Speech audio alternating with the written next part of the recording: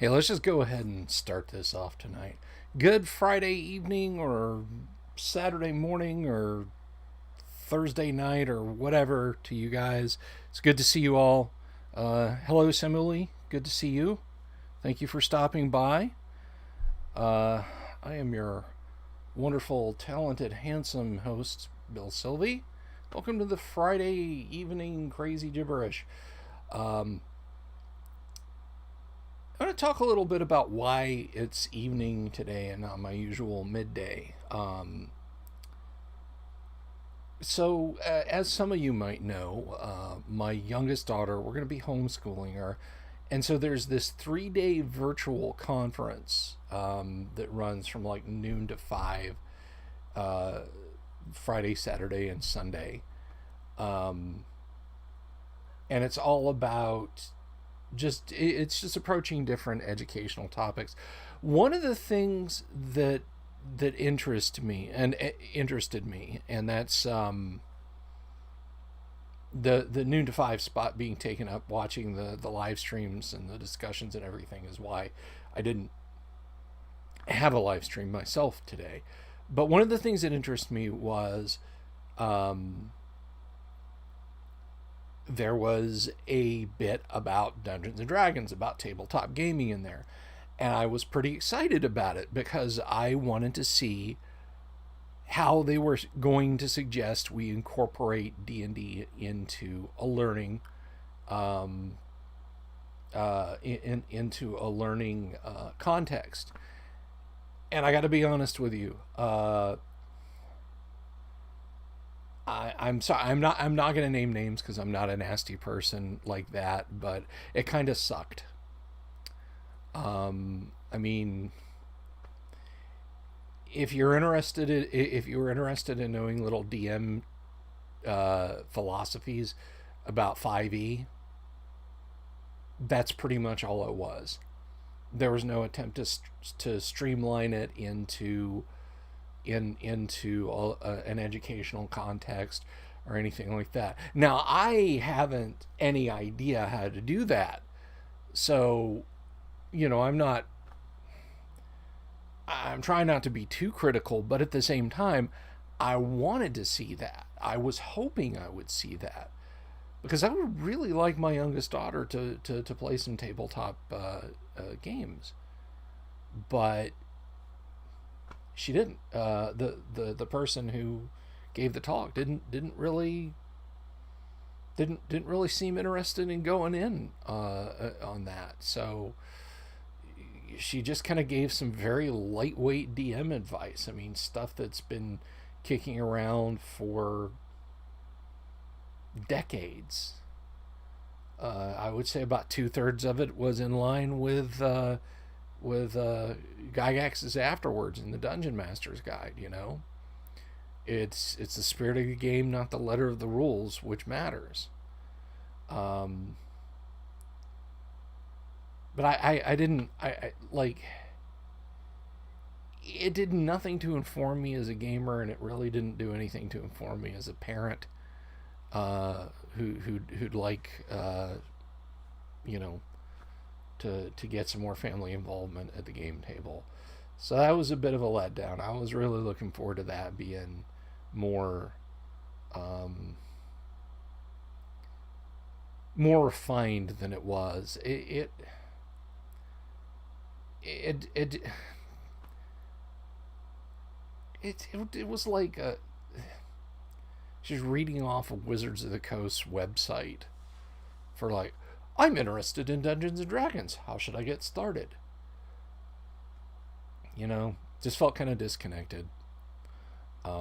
I asked a question that, even though this was on YouTube, they had like a sort of a pre-registration thing. You could go and you could like, oh, if you want to ask the speaker a question, you can. So, uh, I input a legitimate question, not, and it was a legitimate question. It wasn't like, why aren't you playing first edition AD&D or something like that, something that like the old dungeon delver might have done, but rather, you know how to incorporate playing D&D into a homeschooling context and getting my daughter interested in tabletop gaming. And that, it was just nothing, at all. So that was a bit of a letdown. I'm sorry to say. And I'm entirely certain that the woman who gave the speech there was a very nice person. I mean, she seemed very nice, but it just didn't, like, just, by the way, here's something about role playing games. Okay. So we'll have to see tomorrow how other stuff goes. And I'll just, kind of keep the live stream on in the background. And to be honest, what was more interesting to me was the woman talking about making history a little bit more interesting for students by engaging them in map making. Now, I'm going to be completely honest. I tuned out a part of her speech because she kind of got into some social justice issues over the Mercator projection. So I just muted that and watched a couple of other videos until I saw that, like, her slide for the Mercator projection was off the screen. Because, unless you've got something on your map that's like, these kind of people only over here, these kind of people aren't, these people from this side aren't allowed over here. A map that is literally just peeling off the paper off of a globe and sticking it onto a flat board is not, it's not racist or anything like that. So, but she also talked a lot about, she put up a great quote from Tolkien in her talk, where she said, or not, she didn't say, she quoted the professor who said, I wanted to create a world, so naturally I started with a map. And she talked about how she made fantasy game maps, and that was really cool. And about, engaging your kids historically, like if they want to understand an historical locale, sitting down and looking at a map and saying, okay, let's read up on the data of this region since it's not exactly on that map, and we can draw one together. That was really cool. I would have loved to have seen something like that from the D&D talk, but it just wasn't there. So, what are you gonna do? But that's what that's basically what I did from noon today until 5 p.m. local time. Was sit in on these things. So that's going on tomorrow and Sunday also. But of course, I don't usually stream on the weekends anymore. But now yesterday we did Paint Lab, and I painted up a bunch of miniatures. And I'm thinking I may go to like twice a week on Paint Labs, like unless I have guests, Tuesdays and Thursdays. And I'll tell you why. It's not because I feel like, oh, the world should see more of my painting, but yeah, kinda, a little bit. Because at this rate, this little gaggle of hirelings that I'm painting up here, I got a couple of guys carrying a chest, and these are old school grenadier guys. Got my lantern bearer with sword and so on. These guys are never gonna get finished. So I may go over to a like Tuesdays and Thursdays are painting stuff. And I know Tuesdays I usually kind of sum up what goes on a Monday night, on the Monday night game, but I can talk and paint at the same time, or do that as a preliminary or something like that before I dive right into the paint, as it were. But if you guys don't want to see that, like if you're like, no, your painting lab streams are boring as hell, please, if you're going to inflict it on us, don't do it more than once a week, then say so. I absolutely want people's input on what y'all want to see, Don't think it's just about little old me. It's about what you guys want to see also. So yeah, just keep me informed. Now I thought we might have Tracy Lesh on today. I'm going to check one more time if he's reached out to me. Yeah, I haven't gotten any word back from Tracy today. But I really I really do hope I hear from him, and maybe we can get him we can get him on next week. But also next week, I think we're doing it Monday. I'll have to double check the messages. But Lance Hovermail will be here. Now, Lance has written and published some RPG material. He has written and published more than a few novels. And so we're going to talk to Lance about the creative process. Lance was my not only co-author, well, I was his co-author. He was like the main author. I was just the co-author. He was the main author on Elemental Moon, but he also goaded me along to help me get Elemental Moon done. And if you're interested in having a look at some of Lance's work and some of my work, you can check out right there. I just put a link in the chat. That is Elemental Moon, the killer dungeon module that I worked on with Lance, and I am also working on a sequel for Frog God, a third part, if you will. I have a sort of this previously sunken, now risen up out of the unknown depths of a lake, this giant obsidian tower that's like a vertical tomb of horrors, and some haunted environs around it. Lance did a whole village nearby. They're the ones that were being, terrified, and adventures associated with that by the rising up of the tower. And I will be taking the next logical step of Elemental Moon. Well, I don't want to give away too many cool things, and that will be published through Frog God Games. So I will. I am looking forward to getting started on that. I've been suffering from writer's block. Maybe Lance will have a tonic for that. Maybe we can talk to Lance about what you do when you get a little writer's block every now and again. So yeah, I'm looking forward to Monday with Lance, and of course Tuesday morning wrap up from the Monday night game and Paint Lab.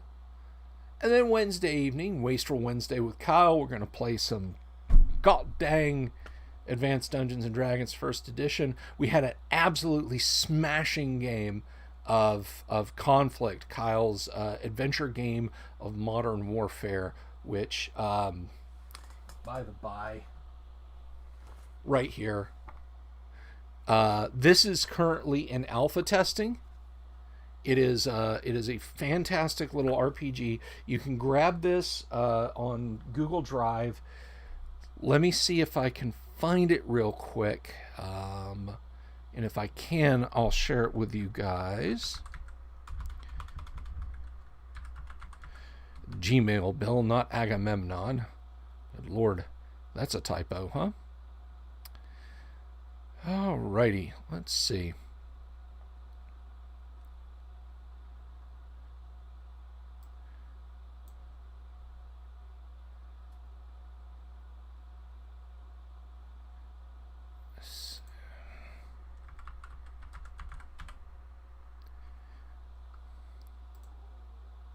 Let me see if I can get this. See if this opens for you guys. And if someone wants to take a crack at it and it doesn't open, let me know. But that, I believe, is the link to the latest and greatest version of Conflict. So if you want to give it a great, fun adventure game of modern warfare, just what it says on the tin, a try, then yeah, download a copy of Conflict. It's man to man, small squad size, but it is a role playing game. You can do actual role playing stuff in it. It's not just like a tactical war game. It's not like, like a 40K approach where just like I rolled a d6, your dude, that dude is dead. Bink, you kick him over. So yeah, we played Conflict last Wednesday. We'll play Conflict this Wednesday, and then after that, I'll jump on live stream, of course, with I'll be jumping on to Jay Ashiro's live stream. Sorry, I blanked out for a second there. Paul says, I like that Kyle used the Traveler system as a skeleton, nice and simple. Yeah, it is. It's really a nice, simple system. It would be interesting to see how adaptable to other genres it'll be. But let's get the base product, nice and tight and ship shape first. I would tend to think would be Kyle's approach with that. But hey, if you're a system bender, then go for it. And speaking of bending, that brings me to something else. My oldest daughter has, a couple of years ago, actually, she got me to sit down and watch that Avatar: The Last Airbender cartoon. And man, I got to tell you something. I enjoyed the hell out of it. That Avatar: The Last Airbender show was really, really good. I liked it a lot. Now, I know there's another one, Legend of Korra, and my oldest, she was a little reluctant. She's like, it's not as good, the characters, But I said, you know what, let's just grit our teeth and get through it and see how good it is. And I'm liking it also. So yeah, I got nothing but good things to say about Avatar and Legend of Korra. And I want to say this a little bit quietly. I got my oldest a couple of Avatar and Korra related gifts for her upcoming high school graduation. She's like me. She's a kid at heart. Well, I mean, she's still a kid, but so I got her a couple little neat things there. But it's been a lot of fun to watch the show with her. And in watching the show, I'm like,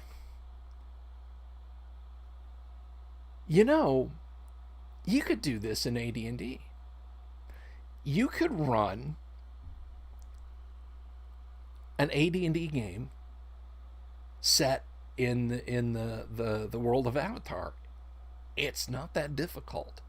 It really isn't. I mean, so if you're not familiar with, to bring up to speed, Avatar is it's a world where the overall flavor of the world, if you will, is Asian themed. In fact, I think they use like Chinese, like actual Chinese writing on the show for signs and people's handwriting and so on and etc. But Avatar, well, let's not get into Avatar yet. There are a high percentage of people in this world who can what they call bending. They can manipulate the four basic elements: earth, air, fire, and water. In the first show, there are no airbenders. They've been wiped out because of plot reasons that I could be here until dawn explaining. But as the show's title, The Last Airbender, implies, there is one left who makes himself known pretty soon. And it turns out he is this missing, I don't even want to say messianic figure, but he's the Avatar, and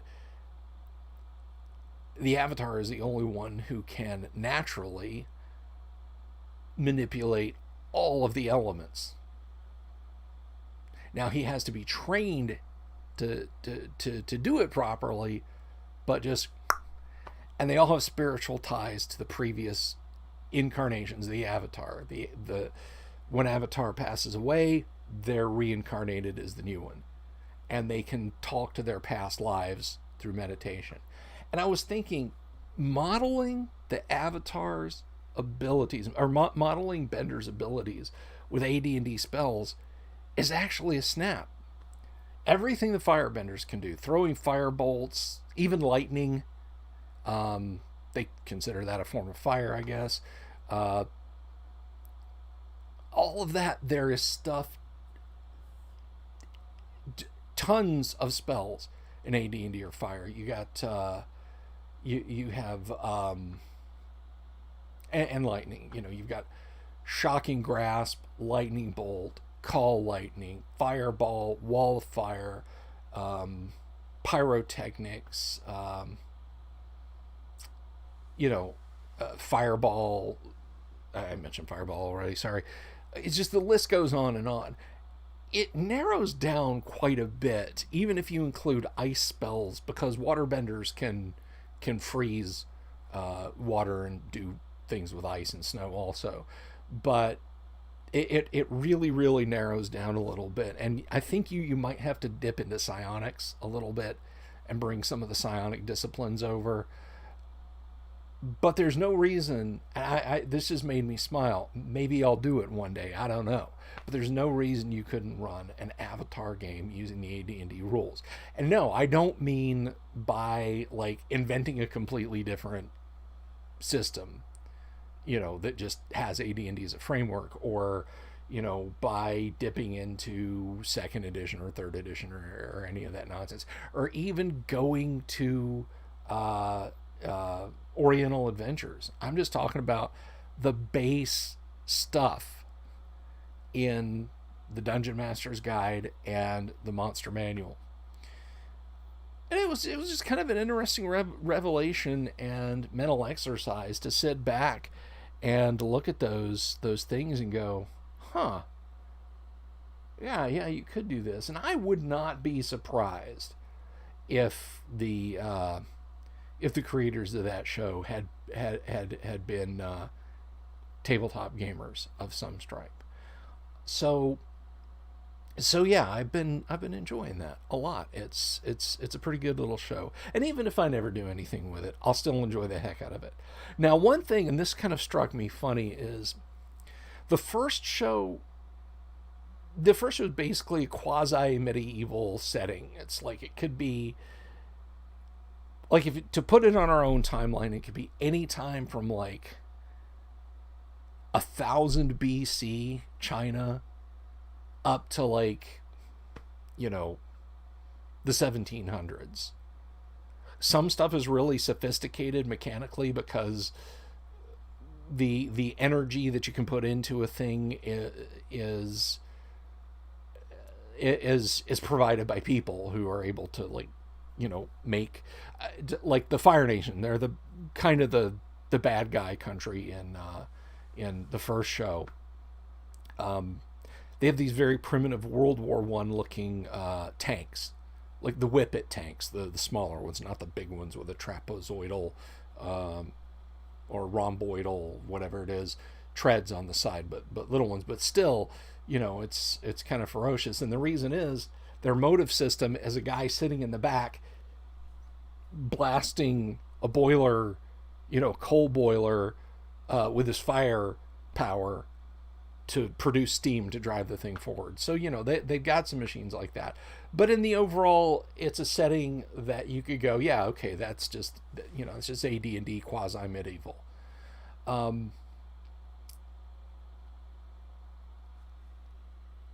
The Legend of Korra, the second show, supposedly takes place in the later lifetime of some of the characters from the first one. Like, they show up as much older people, like adults who've had children and grandchildren. They're not the main focus of it, but I just want to give you an idea of that time. Korra, they have airplanes, cell phones. Now, granted, they're kind of big and bulky, like more like portable radio phones. Cars are a thing, and none of this, by the way, is done by benders. They're like, you know, if you open the hood of your car, it's not like the Flintstones, and, you know, there's just a guy in there turning a handle. So there's just this weird jump to almost this mismatch of technological advancement that anywhere from the 1920s to the 1980s in terms of in terms of technology. So it's a bit jarring. So if I was going to do that, I would probably stick with the first setting. You know, it's like kind of takes the fun out of it when you're like, oh, we have to tell the king of the Earth Kingdom that he's in danger. You know, assassins from the Fire Nation are going to try and infiltrate the city. Oh, okay, I'll just break out my radio. Earth King, please. Yeah, you know, it's just like having radios or, you know, jet aircraft with guided bombs and that sort of thing would sort of break AD&D. You don't really necessarily want to mix things up quite that much, and it can be fun for a lark like S3. I think Expedition to the Barrier Peaks is a hoot. Um, you know, all of that stuff that you find in S3 is eventually going to give out. Power discs are going to run out. That's assuming the characters don't break the stuff trying to learn how to use it. And if you've never played S3 Expedition to the Barrier Peaks, to get a handle on Expedition to the Barrier Peaks and how its technology works, not how it works like schematically, um, but how it works in the game, you got to go back to Gamma World. In Gamma World, you know, it's many, many, many years after a devastating nuclear war, right? And well, not just a nuclear war, just a nuclear, biological, chemical, nanotechnology, genetic, everything has completely ruined the planet, has completely mutated and changed the planet. Well, most people start out in isolated villages where, you know, the most high-tech thing you might have is a spear with a head made out of metal, right? You know, so, ooh, you know, hang on to that spear, you know, Zord, son of Dord. Um, that's been in our village for like 3 generations now, that metal spearhead. But as you go out in the larger world and you find ruins and that sort of thing, you find some of the very durable 22nd century technology that's out there lying in ruins. Um, but still, because by the 22nd century they're making things um, very, very, very durably, it works. There's a whole series of flow charts where you start rolling dice to see what happens when you use this item or try to use this item or try to determine the function. And depending on what it is, the chart can have lots of potential lethal outcomes, maybe only one potentially lethal outcome. Um, but this is massive flow chart where you're rolling. Okay, roll a d6. All right, and the game master Lux is like, all right, you roll a d6, you rolled a 1 or 2. Okay, so go up here, roll a d4. Okay, you rolled a 1, go over here, roll a d6 again. All right, you rolled a 5, so that's 5, 6. So we go down here, and as you go through the flow chart from table to table, you might get stuck in a loop for a while where you're just not able to figure it out, and you just keep rolling the same range of numbers just over and over again. You just keep looping back around. Or it might take you all the way to the end where, hey, you determine the function. Or, you know, you pick up the strange spade handled rod that has a loop on the bottom and a strange sort of fin sticking down through the loop, a catch, a hook of some kind, and you're turning it over and you press that hook and you disintegrate the upper half of your body. You roll, you know, a death roll. Well, there are similar tables in Expedition to the Barrier Peaks. And it should become evidently clear to the players early on that just grabbing stuff and trying to use it could lead to their deaths. But regardless of the fact, even if they, like, once you learn how to use, like, the basic ray gun in the game, like the laser pistol, I think, isn't it? You don't have to roll for the next laser pistol. You're like, okay, I move this stud forward, and then I grasp the spade grip, and I pull back on the catch, and a magical beam of ruby red burns a hole in the target at the far end. That's the way they'll all work, and you don't have to keep rolling every time. But if the next thing you find is, say, a grenade launcher or a flight belt or power armor or something like that, there's any number of things that could go bad. But the overriding thing about Expedition to the Barrier Peaks is it has everything is powered by a power disc, and there are a finite number of those discs on the crashed starship.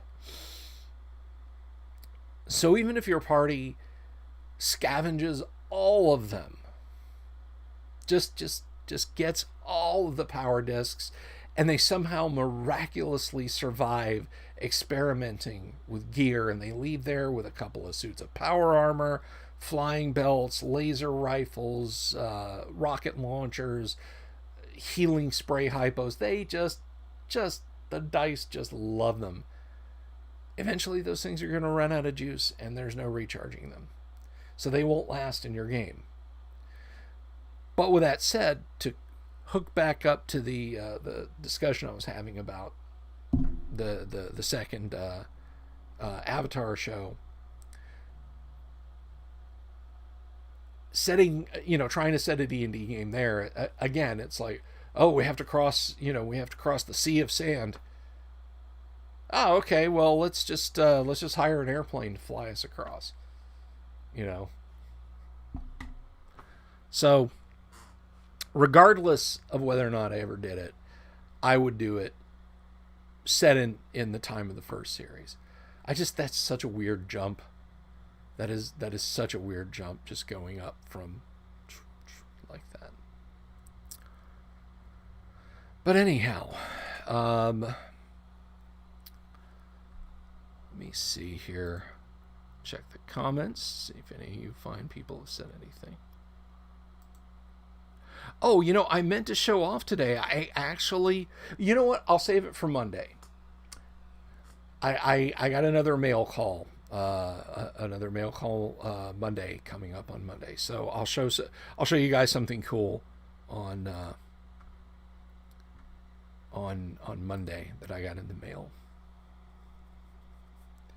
That is pretty neat. I still want to do a video of airbrushing demo, because I was really enthusiastic about it yesterday. If you're doing any kind of mini painting, absolutely treat yourself. Spend a little bit of money. I posted that link yesterday. If anybody wants to see it, I'll find it again and post it up again. But absolutely treat yourself and get yourself an airbrush kit. This is not the whole kit. Trust me. This is just the airbrush, and these are cleaning needles. But yeah, this is just a little 2-action or double action airbrush. You push down to let air through, and then you pull back on my fat fingers in the way. You push down to let air through, and then you pull back to adjust your paint flow. You can move that back and forth. Or is it push down to spray, and then I'll have to look it up in the manual. But it's a good double action gun, airbrush gun. The whole kit's $50. It's worth getting. I would definitely get it. Yep, nope, everything's cool. So I want to do a video about that. A video about airbrushes coming up soon. And definitely I want to do a deep dive on a couple of different D&D products that we featured before when I've done Antique Roadshow. So some deep dives are coming up. I should have planned for one today, but I was just so busy with those videos that I didn't have time. Also, this weekend, I'm going to start recording bumpers for the classic. Did I just call them classic? Oh, Lord help me. The older interviews where I've interviewed Jim Ward and Darlene and Alan Hammock and so many other wonderful, nice people. And I'm going to start uploading them to YouTube because I have made a decision. I'm now 90% sure that I'm done with Facebook. I've been off of it now for 5 days because I got censored for saying something bad about the government of China. And it can happen here. I mean, somebody could just as easily step up and say nope. But at least for the time being, I've got a little bit of a little bit more flexibility here. So I want to get those interviews over and put them here onto YouTube. Now, if for whatever reason you missed this announcement, I'm letting you know now, and I need to check. I'm going to go over here and look at my, let's see, look at my YouTube ness here. My channel. All right, so 623 subscribers right now, and that makes me very, very happy.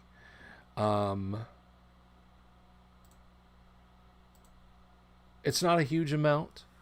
I get that, 623. I mean, there's YouTubers out there that they could lose 623 subscriptions in a day and they wouldn't even notice it, like it wouldn't impact their bottom line. For me, that's a lot.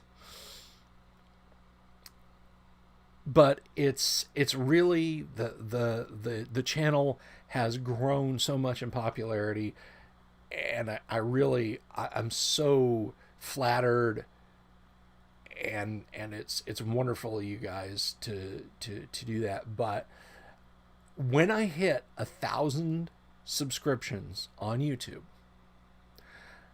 I am going to plan and execute a games day.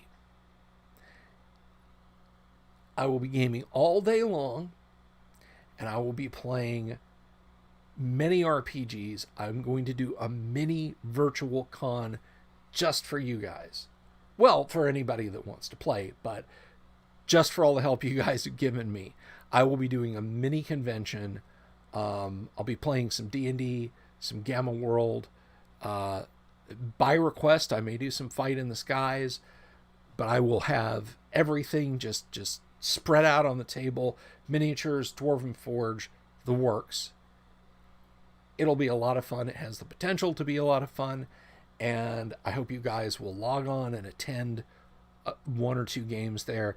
But that's when I hit 1,000 viewers or 1,000 subscriptions. Let me see. How close am I? Has it gone up? I said it was 623, but that was earlier today, I think I checked. My channel. So we're still sitting at 623. That's 377 for those of you who want to math or don't want to math but would like me to math. 377 subscriptions away from hitting 1,000 and kicking off a virtual con. Now, the closer I get, the more I'm going to formulate ideas and throw them in there. But please, if you want to attend a virtual con where I'm running a ton of games for folks, click that like, click that subscribe, click the bell for notifications, and tell all your friends to come over and do it too. It's painless. I don't think it costs anything. If it does, I'm not getting any money out of it. I need to have a word with my accountant if that's the case. But no, that's something I really want to do. I think it'll be a lot of fun. So yeah, you guys, if you're interested in supporting me that way, then please do that. Please do that, and we'll have a fine old time. Get some scribbles and some libbles, and it'll be a real hoot. So, hello, She Flung Tongue. I don't even know how to react to that. She Flung Tongue. Are you a relative of Who Flung Poo? But anyway, so yeah, that's definitely something I want to do. And I'm gonna. We're about 40 minutes in. Is there anything that you guys would like to ask? Anything? Any questions you've got? Any little bits of lore or trivia you haven't gotten out of one of the previous shows or one of the live streams I've done with Ishii? I'm opening up the floor. It's open line Friday right now. You guys can ask me. Paul says, looking forward to the Rob Schwalb interview. He's a wild, creative dude. Drinks Amstel like it's going out of style. I still owe Rob a beer at least. Not a beer. My gosh. But I owe Rob a drink. And the interview was great with Rob. You're right. He is a wild, creative dude, and you should definitely check out Shadow of the Demon Lord. It's a very lightweight fantasy RPG. It's got a pretty novel approach to it. You approach your sessions almost in terms of, and Rob, if I'm getting this wrong, I apologize. You'll just have to come on the stream and correct me again soon. Hint, hint. But it's almost got like a chapter kind of approach to it in how the individual sessions unfold as the game moves forward. So yeah, when I get Rob Schwalb's interview up, and he was actually, I think Rob was like the first or second guest that I ever had on the Crazy Gibberish live stream when I started doing it over on Facebook ages ago. So yeah, damn it, Paul. Now you've got me wanting like a nice, like a lager or something like that, like just a nice, crispy, cold lagery beer. I'll have to see what I've got in the cabinet out there. But anyhow, so yeah, do check out Rob's interview. Check out everybody's interview. Darlene's interview is probably one of the most wonderful video clip interview thingies I have, but there's lots of cool ones from lots of cool people. What kind of mapping do I do with my adventures? I've been trying to wrap my head around those isometric grids I got from Gaming Paper, but that might be a bridge too far. Okay. Same, Paul. I can't do ISO maps. I can't. ISO maps are beyond me. They require a level of art that I don't possess. I can do the other way. Like I've got lots of Dwarven Forge, and Stefan used to put these example setups and product catalogs in the Dwarven Forge sets, and all of the maps were these beautiful isometric maps. I can take those and I can flatten them out and make them so I could more easily put things together based off of those. But anyway,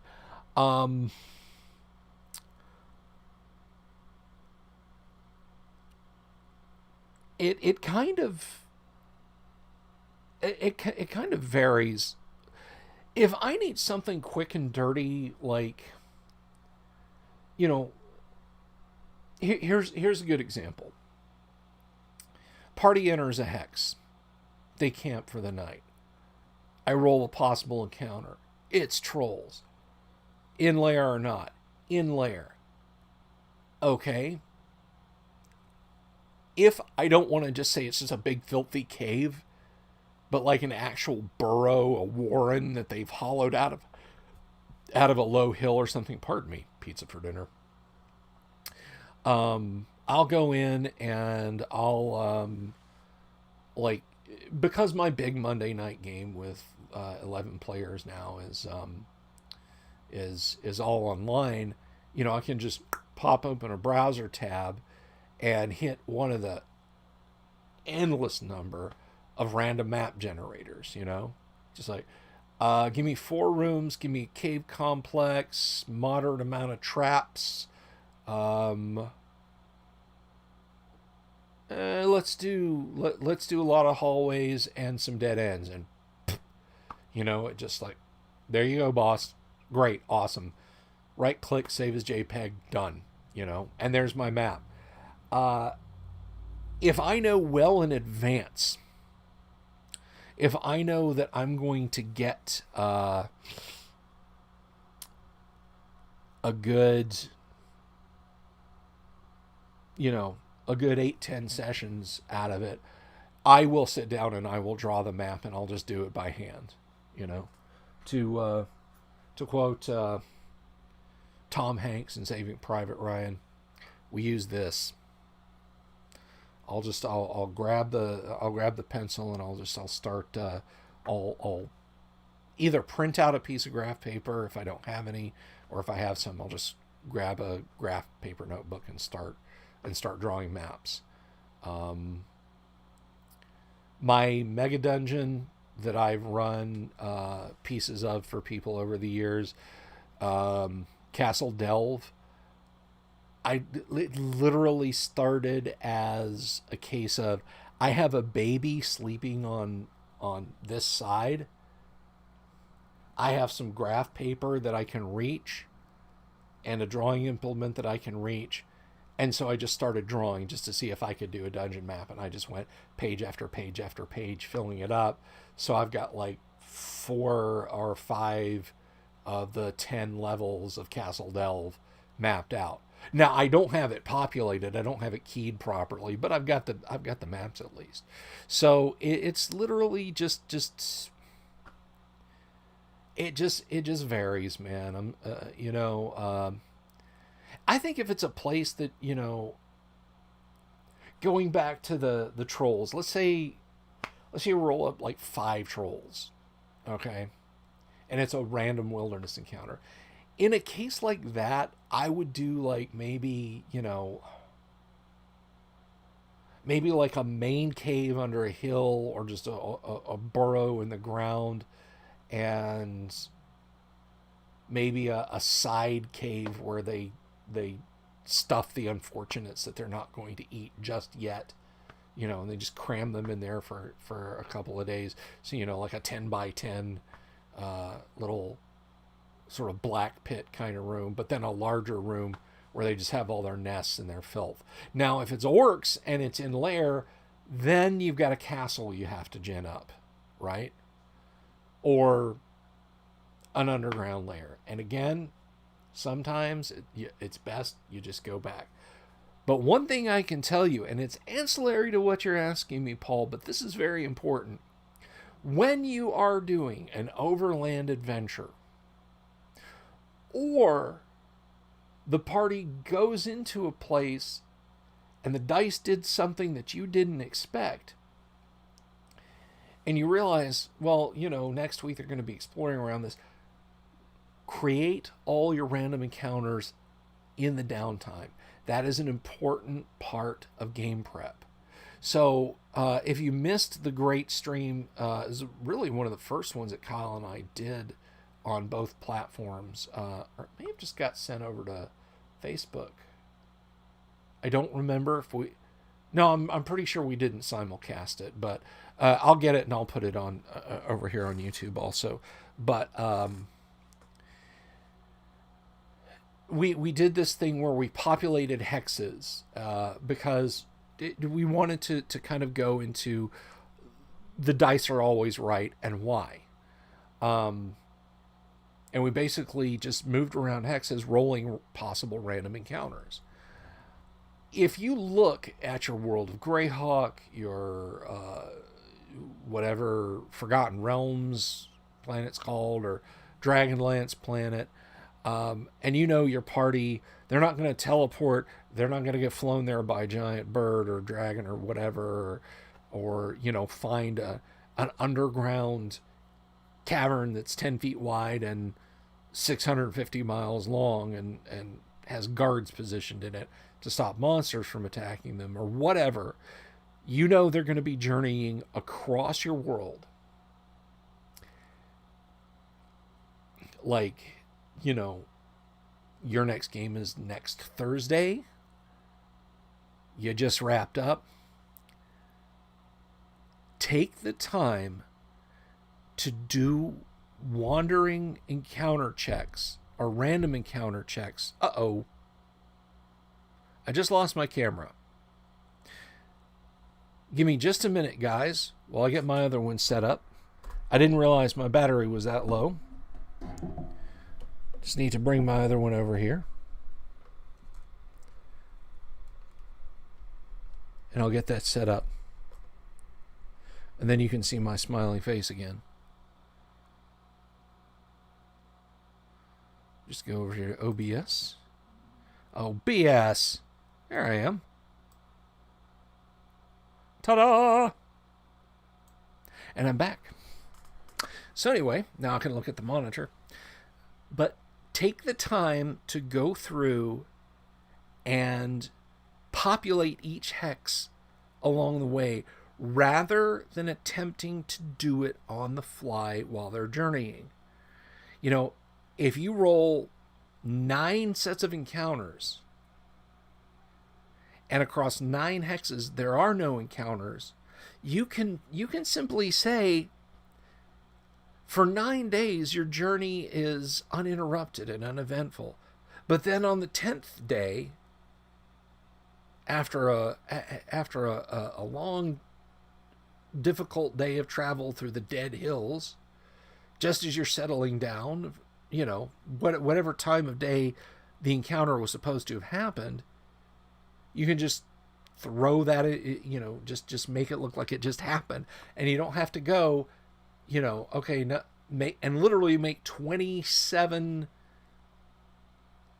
D10 rolls to see whether there's something. And if you prepare that beforehand, then if you do need a map, if you do need a dungeon map, you can prepare it whether you feel bold enough to try an isometric map or whether you feel like, you know, you just want to do just like a flat grid. Or hell, I've seen some people's dungeon maps that it's just like, it's like an old, if you ever played Infocom text adventures, how they tell you to map, where it's just like a flow chart, it's just like draw a box with lines leading off of it in direction to all the other rooms. And you say, you know, okay, elf room.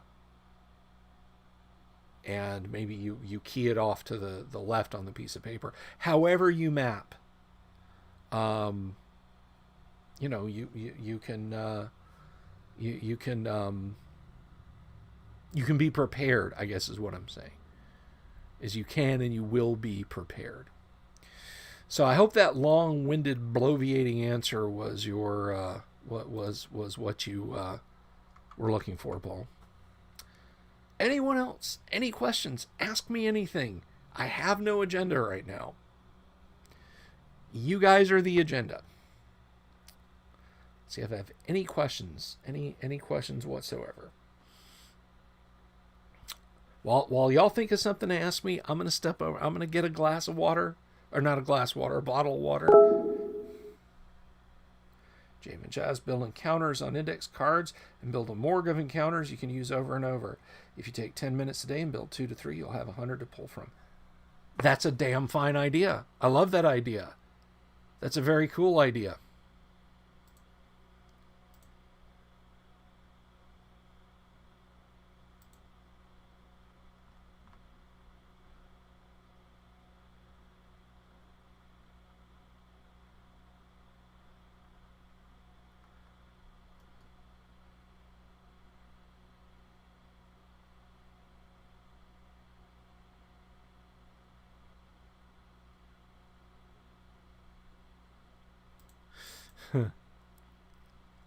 Sorry, I was just responding to something someone sent me there. There's some crap. Oh, there you guys are. But yeah, that's not a bad idea. Now, I extensively use the Dungeon Master Assistance Volume 1 and 2 from I'm some Wizards of the Coast. Forgive me, from SSI from back in the day. Although I think they may actually belong to Wizards of the Coast now. It's abandonware, but that can ameliorate those situations a little bit, even if you do your planning in advance, your checks for random encounters in advance, so that they're not technically random. The night you sit down to play, you can still make it a lot easier on yourself, because it's like, the hypothetical 300 orcs you could bump into out in the wilderness. You don't want to be sitting there rolling 300 D8, and then you got to figure out lieutenants and females and sub-lieutenants and chieftain and sub-chiefs and on and on and on and on. This, you just be like, 30 to 300 orcs, 155 appearing. Is this okay? No. How many do you want appearing? 210. Okay, 210. Inlayer or not? Inlayer. All right, boom, and it's done. And then you can start sticking stuff around wherever you want or need it to be. Versus, again, rolling, 300 D8. Those programs take off a lot of that heavy lifting. So even if you are building the encounters beforehand, it's even less work. So, but even with that help, please do create your random encounters first. Now I'm going to get a drink of water. Hang on 1 second. I'll be right back.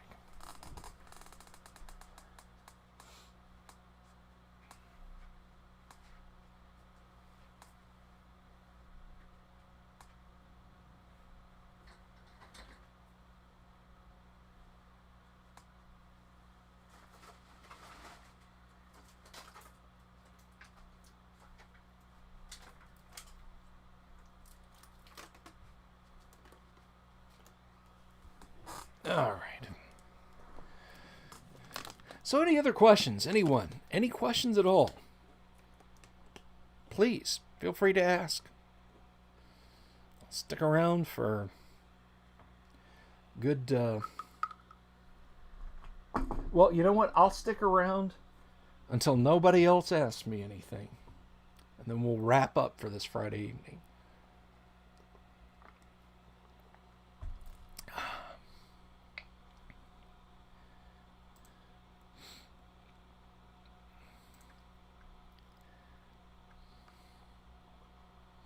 Any questions whatsoever? Feel kind of awkward because it's like I feel like I could be doing something, but I'm not.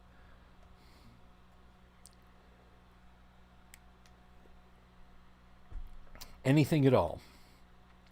And by the way, if I miss your question, if you watch this later, I read all the comments. I keep looking over there. I'm sorry.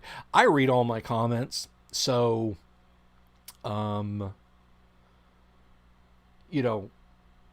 if you're watching this later, like, oh man, I wish I'd been there to ask a question. Ask it. Just put it in the comments. I'll see it. I'll go out there. I'll answer it.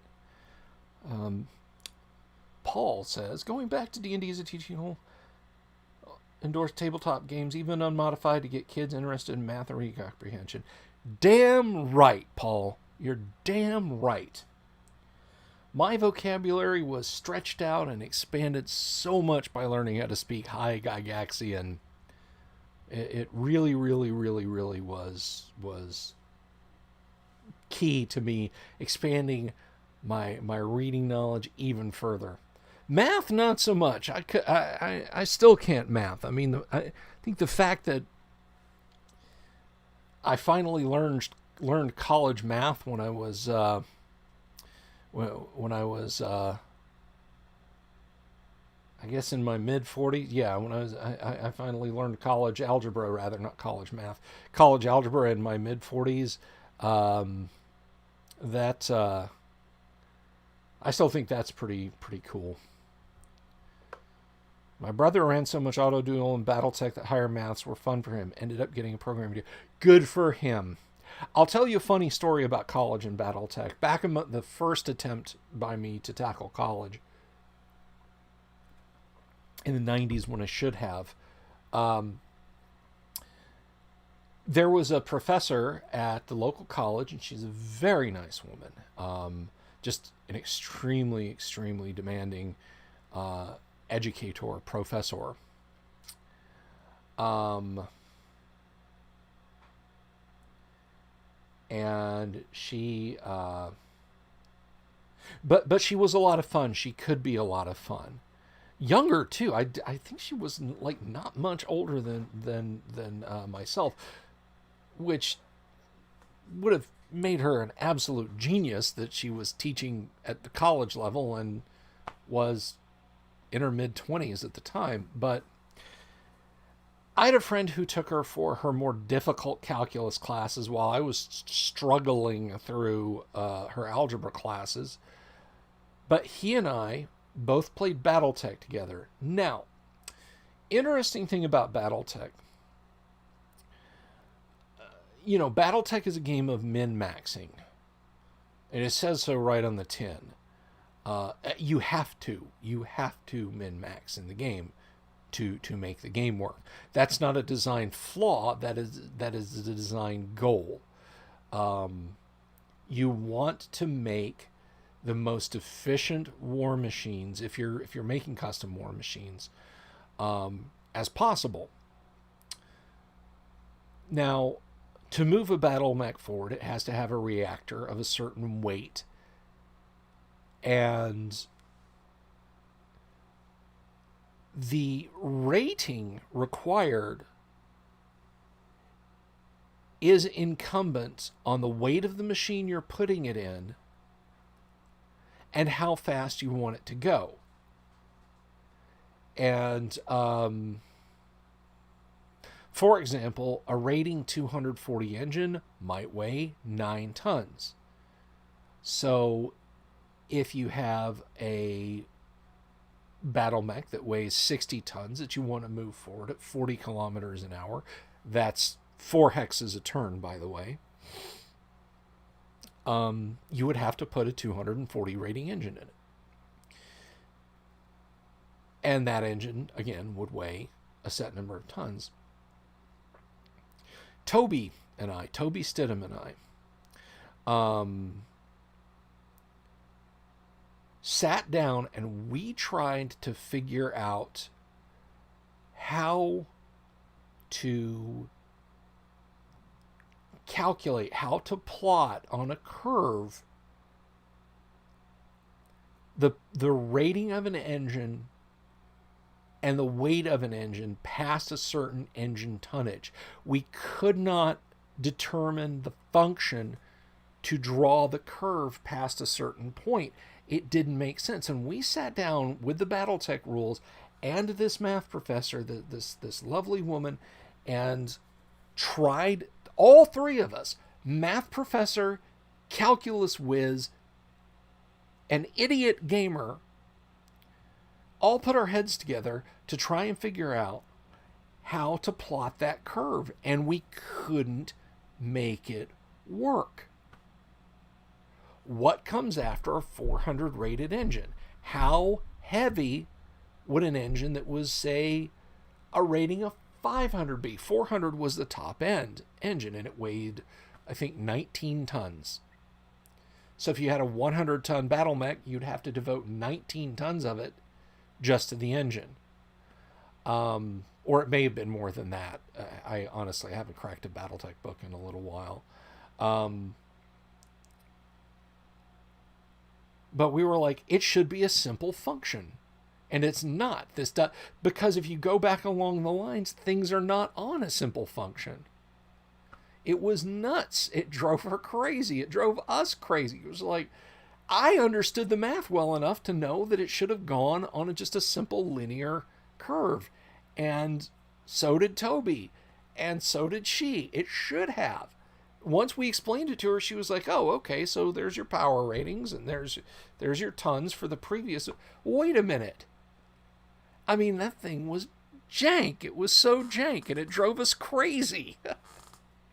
Oh, good memories. Good memories. Let's see. Champions from Hero Games was a min-maxer's dream game. Yes, it was. And again, that's a game where min-maxing is pretty much what you have to do to make a successful character in the game. You think about...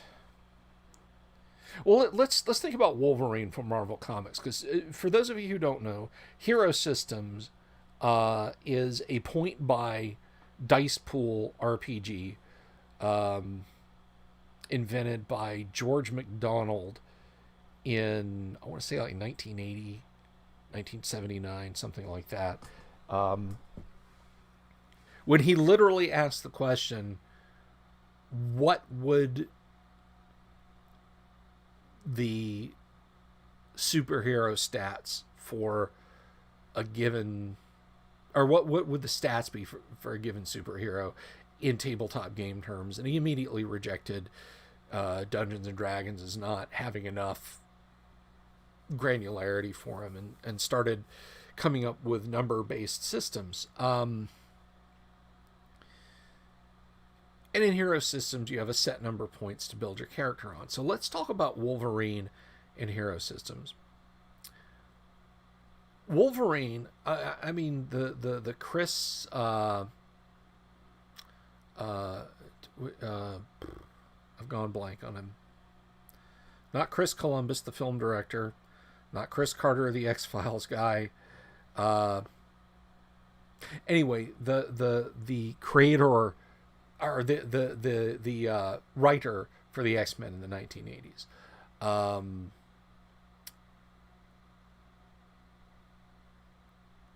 That era's Wolverine had all the stuff that Wolverine had. His ridiculously high dexterity, his ability to shrug off pain, and of course his regeneration ability. Chris Claremont, that's who I was trying to think of. Wolverine's powers: mutant regeneration, adamantium lace skeleton and claws, and long life, invulnerability to pain, all that stuff, had no shortcomings. None. Zero. He never once, there was never a point at which he said, my powers aren't working right, or I have to wait for my powers to do X. Now, I mean, granted, his healing factor would be, it might take a little while for his healing factor to completely heal him up, but a little while could be like one panel. It's like, bam, he gets shot, that didn't hurt me, bub, and he just picks the bullet out with his claw. Or if somebody else was writing him, it could be, bam, he gets shot, and he staggers around for a half a page before he heals up. But the point is, in no way were his power shortcomings. That is really, really difficult to do in Hero System unless your game master just goes nuts and says, everybody has 750 points, build whatever you want. I mean, at that point, it's like, I'm going to build Superman, except he's inside a giant planet-sized mech. I mean, why does Superman need a mech suit? Because I can. But low-power Hero System games, to make your powers work, you've got to have limitations. You can't build Spider-Man in 120 points. in Hero System. It's just not possible. I mean, the only time Peter Parker ever ran out of web fluid in the comics was when it was convenient, for the writer to have him run out of web fluid. I mean, Spider-Man never at any point is swinging through New York City, you know, and he's got Mary Jane on his hip, and they're having just a fine old time, and he's like, "Oh crap, I gotta put another thing in, you know, don't scream, honey, I'll get it in there before we fall." You know, that just doesn't happen. So, Hero System, to make things work again in Champions in Hero System, you've got to min max. You've got to be willing to say, okay, I want web spinners, you know? Okay, well, you got to have X number of charges. Okay, let me figure out I also want Spidey Sense. I need the points to buy Spidey Sense. So do I make my web shooters have fewer charges in them and have to be, you know? So Hero System can be pernicious that way. 250 is standard points. Yeah. I mean, we kind of got to the point where we were playing like mega superheroes just as a regular thing of like 350, 400 points, sometimes 450. But it's interesting to see what you can do in as few resources as possible. It's kind of like the old saw, what's the minimum computer you can build to run Doom or to browse the web or something like that? It's like, okay, you know, I've got this old embedded computer. It's an embedded, 14 megahertz 386 with 512K of RAM and, an onboard 16 kilobyte video card. I'm gonna compile a version of Doom that'll just run on it. And there's your 200 point Spider-Man, or your 150 point Spider-Man. And it is interesting to see what you can do with as few resources as possible sometimes in Hero Systems. The only people that I play Hero System with now, like, I wouldn't go to a con and seek out a Hero System game if you paid me. And I'm certainly probably never going to run it again. But yeah, if one of my friends said, "Hey, let's play some Hero System set Marvel Universe," I would just, my default would just be, "Oh, okay, all right, I'm figuring what, 375, 400, 425, 450, something like that." And that's where we would go. But if he was like, "Oh no, it's Marvel superheroes, but it's 200 points," I'd just say, "Nope, not interested." Because the character building aspect, that was something that threw me when I was a kid, the first time I played the Hero System. Because there are limitations and advantages, and they're expressed as fractions. So you have a 6-point power with a half advantage. Let's say your power is your Zappo Ray, and you've got a half advantage of armor piercing. It can shoot through a bulletproof vest. Well, it's a half advantage, so that means it costs 9 points, right? No, it costs 7 points. Well, wait a minute, you said it was a half advantage. Stuff like that just screwed with my head so bad. It's like they weren't using normal human math. George McDonald, you bastard. It literally almost brought me to tears when I was like 11 years old and trying to figure it. I felt stupid. I had been playing D&D for a couple of years, and I had a pretty good handle on it. And I was 11 years old, and I was like, how am I not getting this? I'm an idiot. This doesn't make any sense.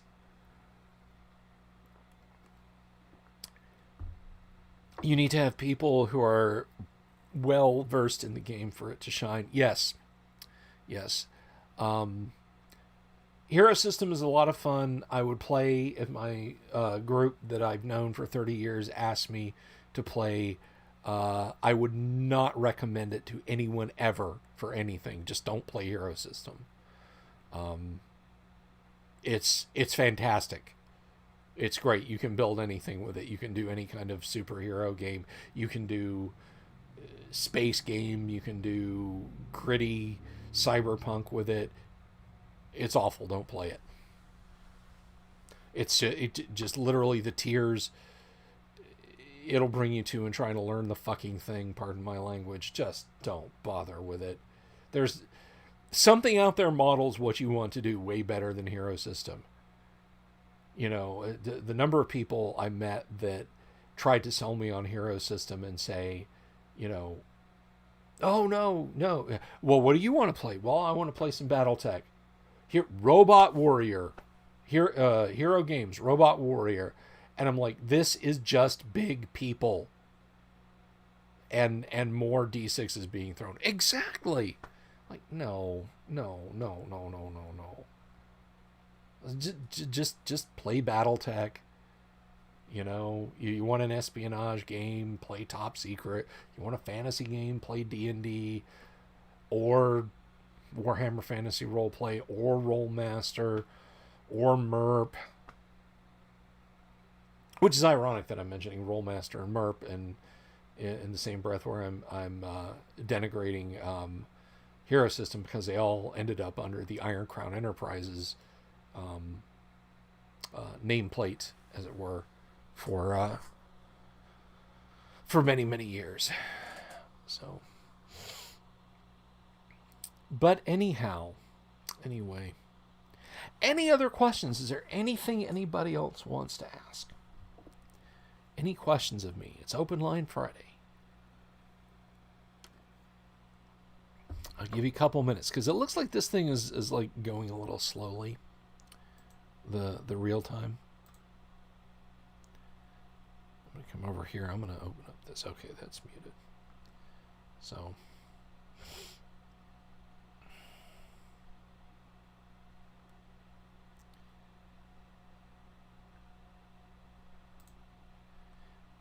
Anyone at all.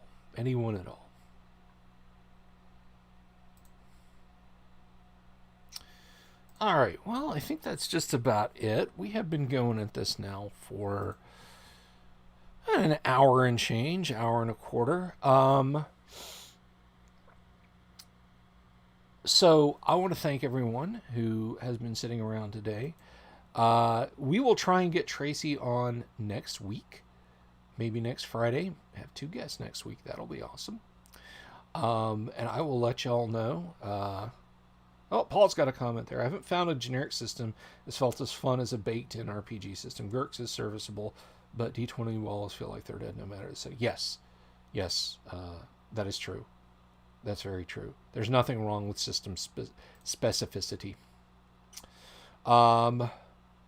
Thank you again, everyone, for helping my channel grow. I always appreciate it. If you like my videos, spread them around, share them around. Tell people to come on and click that subscribe button and click that bell. If you like what you see, if you don't like what you see, you know what to do. So I will see you all on Monday. I will be working on bumpers this weekend for the videos with which I'm going to bamboozle the algorithm on YouTube, and you guys will get to see some great interviews with TSR luminary Jim Ward, with I think it's fair to call him a TSR luminary Rob Schwalb, with the most gifted and lovely person Darlene, and just a whole host of other great people. But I'm going to be recording the bumpers for those this weekend, and next week I'm going to start uploading them. So thanks again, everyone who watched tonight. And we had a pretty good crowd. Javen Jazz, thank you for all of your input. Paul, everybody who stopped by. Samuli, thanks for stopping by. I know it's probably very late where you are. And I'll see you all Monday, okay? All right, peace. I love you all. Please take care of yourselves. Good night.